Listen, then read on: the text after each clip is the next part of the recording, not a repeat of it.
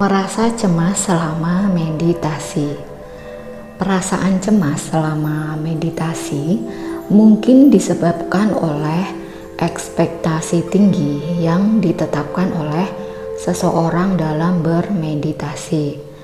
Jika teman-teman memasuki meditasi dengan asumsi bahwa itu harus merasa dengan cara-cara tertentu, itu dapat menimbulkan emosi cemas ketika pengalaman itu tidak berjalan seperti yang diharapkan. Meditasi adalah latihan untuk mengurangi kecemasan melalui relaksasi dan meningkatkan kesadaran akan tubuh dan lingkungan kita. Berlatih meditasi mengajarkan kita untuk mengenali, untuk mendengar dan mengerti kecemasan yang ada di pikiran kita.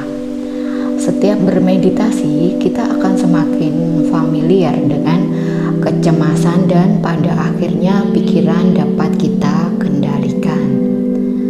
Mengendalikan pikiran akan membuat kita menjadi orang yang jauh lebih tenang, jauh lebih bahagia, bebas dari perasaan takut, khawatir, dan cemas.